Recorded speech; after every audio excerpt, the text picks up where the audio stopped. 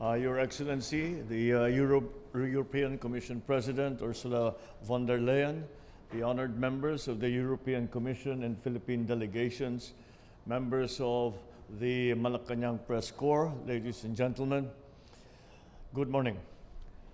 Madame von der Leyen and I concluded a successful and productive bilateral meeting.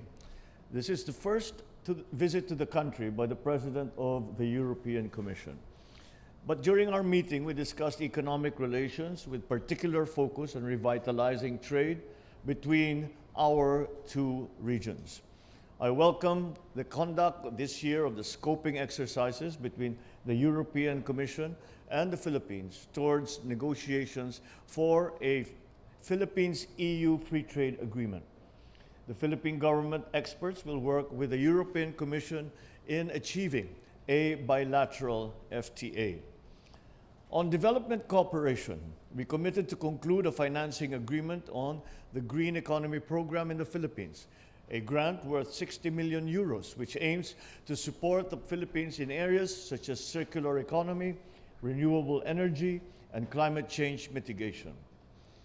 I likewise acknowledge the EU's staunch support for the Bangsamoro peace process, as well as the development of the country in areas such as rule of law, injustice, agriculture, space cooperation, and disaster management.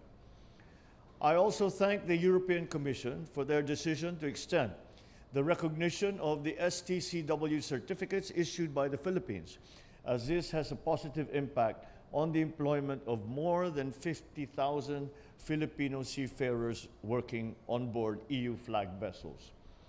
As I mentioned to Madam President von der Leyen, the Philippines and the EU are like-minded partners through our shared values of democracy, sustainable and inclusive prosperity, the rule of law, peace and stability, and human rights. The continued exchanges between Her Excellency and myself, which started in Brussels last year, is a testament to our joint desire to bring our bilateral relationship to greater heights. Let this be a new beginning for the strengthening and the deepening of all our ties with the EU and the Philippines. Thank you.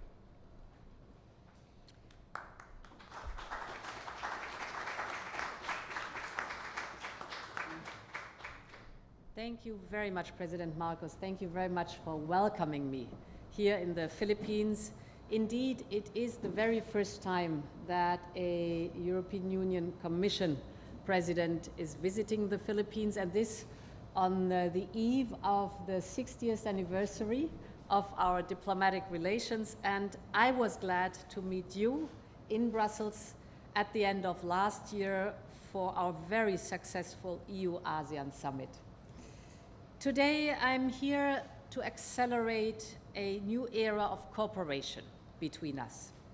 We share so many values and interests. We both want to work towards strengthening our democracies. We believe in the international rules-based order, and we believe in the need to promote and to defend it. So it makes sense to strengthen our ties across the board, and we discussed several ways to do so. First, by taking our trade relations to the next level.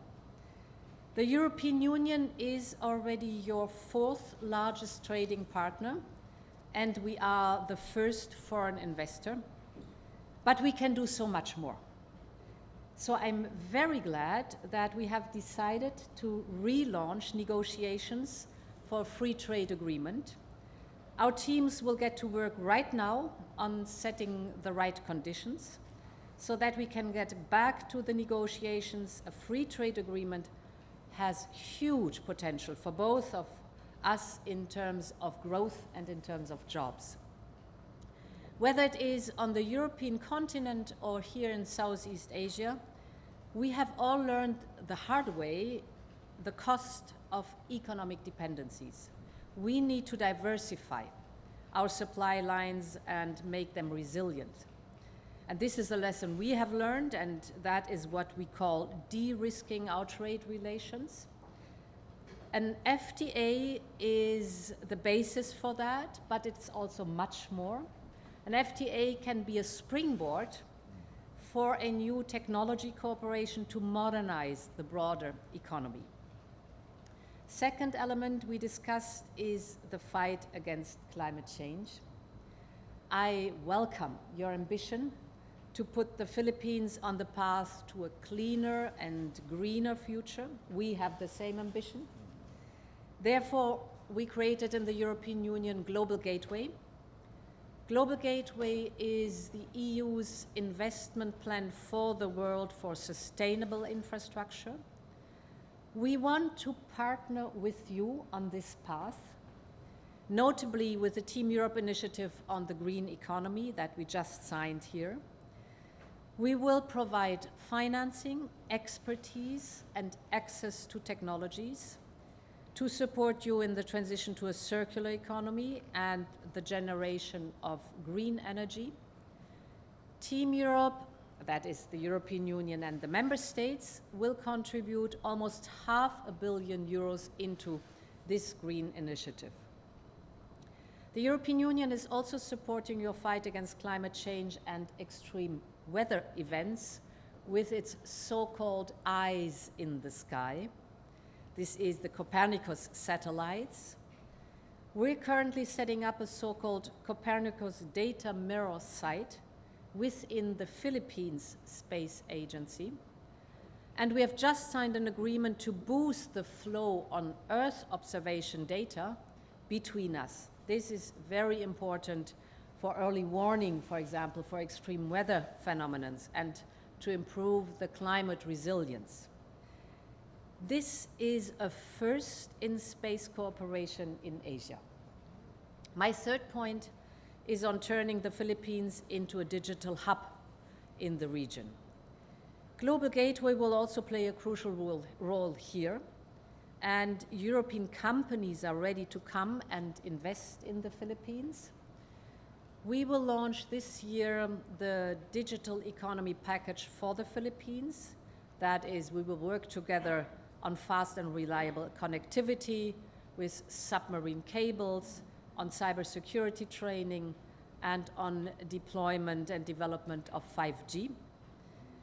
We are also working on a possible extension on a submarine cable that we plan to build between the European via the Arctic to Japan. And this cable could go all the way down to Southeast Asia. And we believe that it could go via the Philippines. That would give you a strategic position on an infrastructure that could be instrumental both for your prosperity and national security. We will stay in close contact on this. My fourth point is on critical raw materials. We need them for our clean and digital future. Here too, the Philippines have a great potential, and we want to work in partnership with you.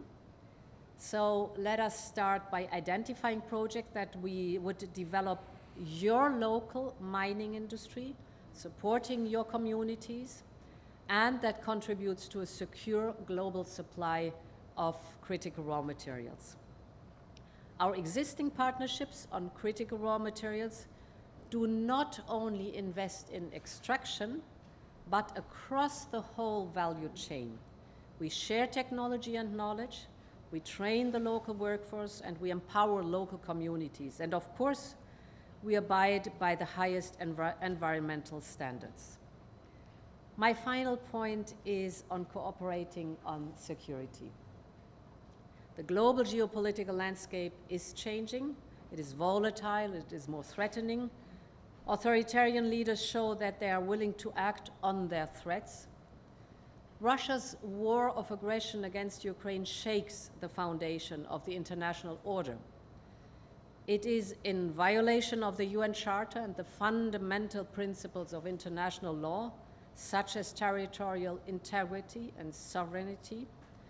And this is why Europe supports Ukraine's brave fight against the aggressor, because the illegal use of force cannot be tolerated, not in Ukraine, not in the Indo-Pacific. Security in Europe and security in the Indo-Pacific is indivisible. Challenges to the rules-based order in our interconnected world affect all of us. Our societies pay through higher energy bills, through higher food costs. This is why we are concerned about the rising tensions in the Indo-Pacific. The European Union has been very supportive of a free and open Indo-Pacific, because an Indo-Pacific free of the threats of coercion is key to all our stability, to our peace, and to the prosperity of our people. The European Union underlines that the 2016 award of the Arbitral Tribunal on the South China Sea is legally binding, and that it provides the basis for peaceful resolving disputes between the parties. We are ready to strengthen the cooperation with the Philippines on maritime security in the region by sharing information, conducting threat assessment, and building the capacity of your National Coast Watch Center and your Coast Guard. To conclude, we have a broad roadmap to bring our partnership to the next level. Let's use the great momentum we have in our relationship, and many thanks for hosting me here. Thank you.